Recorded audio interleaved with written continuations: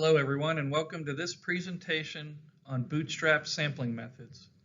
My name is David Margo and I'm a lead civil engineer with the Risk Management Center.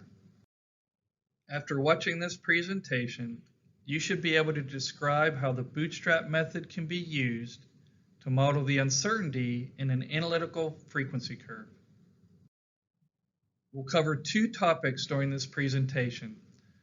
The first is a brief review of the Monte Carlo method, and the second will be a look at the methods used to sample knowledge uncertainty in a frequency curve using the Bootstrap method.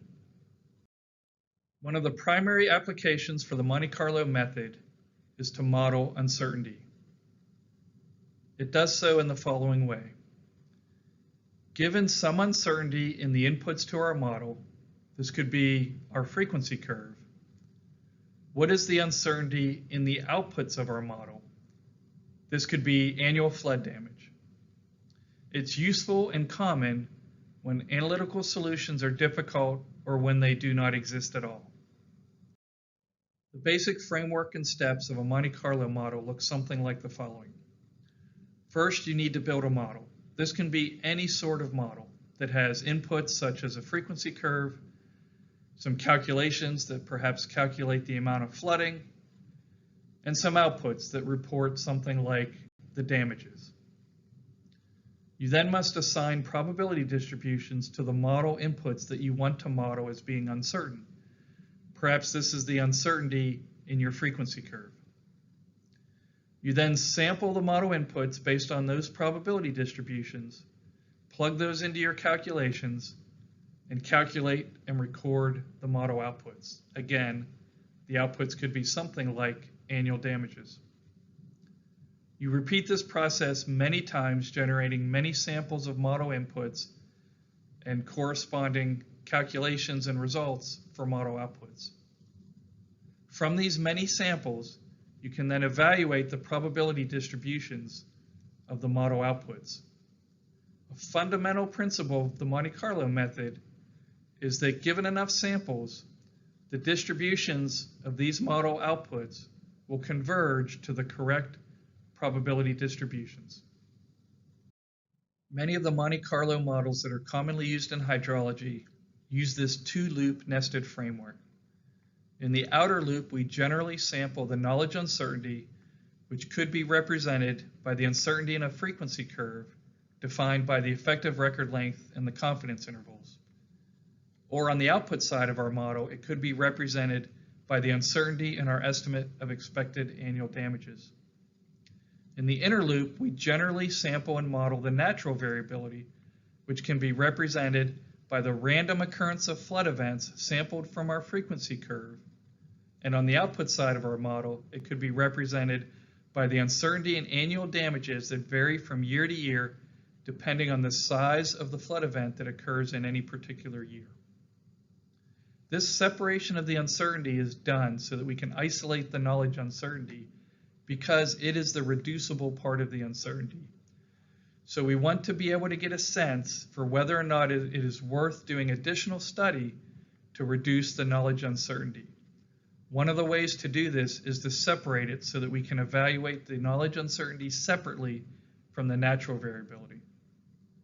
In this presentation, we're only going to talk about the outer loop where we sample the knowledge uncertainty in a frequency curve using the Bootstrap method. Here's an overview of two methods that can be used to sample knowledge uncertainty. In the column on the left, the sampling distributions of the parameters can be used to model the uncertainty. This is the method currently used by the software HEC FDA. It's accurate when the sampling distributions are known, but the challenge we have with an LP3 distribution is that we only know the sampling distributions for the mean and the standard deviation. The sampling distribution for the skew is not known, so we must omit it from the analysis. And when we do this, we will generally underestimate the amount of uncertainty. The method we're going to focus on in this presentation is in the right-hand column, the parametric bootstrap method, which is used in the HEC Watt flood risk analysis compute option. It includes the uncertainty in all of the distribution parameters. Its only drawback is that it can be biased to some extent when working with small effective record lengths. Let's go through step by step how the parametric bootstrap method works. Our starting point is an analytical frequency curve that has estimated parameters and an estimate of the effective record length. So in this example, we have a frequency curve calculated from a set of data using HEC SSP with a mean, a standard deviation, a skew, and an estimate of the effective record length. In the second step, we need to generate n random samples of annual exceedance probability from a uniform distribution between 0 and 1, where the value of n is equal to our estimate of effective record length. So in this example, we need to generate 162 random samples of annual exceedance probability drawn from a uniform distribution between 0 and 1.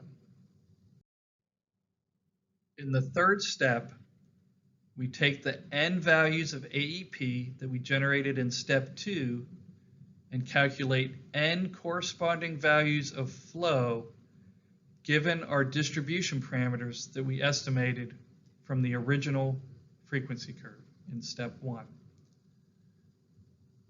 So in this example, we need to calculate 162 values of flow corresponding to each of the annual exceedance probability values that we sampled in the previous step using an LP3 distribution with the mean, standard deviation, and skew that we estimated in our original computed frequency curve.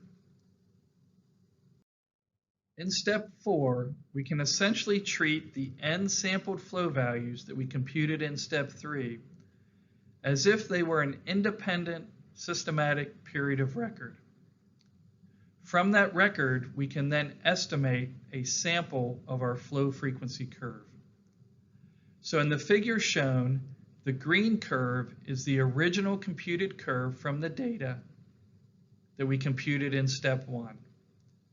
And the yellow curve is our sample estimate of the frequency curve fit to the sample data that we generated in steps 2 and 3. So this yellow curve represents a sample of the uncertainty in our green computed frequency curve for an effective record length of 162 years. We now need to repeat this process many times, and in each repetition, we generate 162 random samples of annual exceedance probability. We compute corresponding values of flow from our fitted LP3 distribution. We then fit a new LP3 distribution to those sample flows, and we get a set of sampled flow frequency curves that represent the uncertainty in our computed frequency curve. Here is one way that we can graphically evaluate the results of our bootstrap analysis. After performing many repetitions, in this case we did 10,000 repetitions, we can compute the median of our bootstrap results, which we'll call the bootstrap computed curve, and we can compute a 90% confidence interval. We can compare those results to the computed curve and the confidence intervals from our original HEC SSP analysis using our original data set. So in this example, you can see that the results are comparable and the two answers are practically equivalent. This is the objective of doing the bootstrap analysis. We want the uncertainty that's modeled in our flood hazard model, such as HEC Watt, to be the same as the uncertainty that we computed in our frequency analysis that we computed using HEC SSP. This example gives you an indication of what can happen when using a parameter sampling method where one of the parameters needs to be left out because its sampling distribution is unknown. So in this example, we have an LP3 distribution and we've omitted the skew parameter because of its unknown sampling distribution. So when we compare the results of the bootstrap that we would use in a flood hazard model, we can see that the uncertainty is much less In other words, there's a much more narrow confidence interval compared to the confidence interval that was estimated with HEC-SSP, which did include the uncertainty in the skew parameter. So this is just one of the limitations that can come into play when using parameter sampling methods. In some cases, the uncertainty can be underestimated. The graphic on this slide demonstrates one of the limitations of the Bootstrap sampling method. This limitation comes into play with short effective record lengths. So in this example, for an effective record length of 68 years, we can see that the confidence interval width that we compute with the Bootstrap method is about the same as the confidence interval width that we computed using HEC-SSP. However, the confidence interval for the Bootstrap results are shifted or biased to the right. So this is something to keep in mind and consider when using the Bootstrap method on short effective record lengths. Again, the advantage of this method is that it includes the uncertainty in all of the parameters, but does have this limitation with short effective record lengths. There are methods that exist to correct for this bias, but those methods are not currently implemented in most of the commonly used software in hydrology. This concludes the presentation on the Bootstrap sampling method. Thanks for joining me. If you're interested in doing some additional background reading on the topic, the reference listed here is a good place to start. Thank you.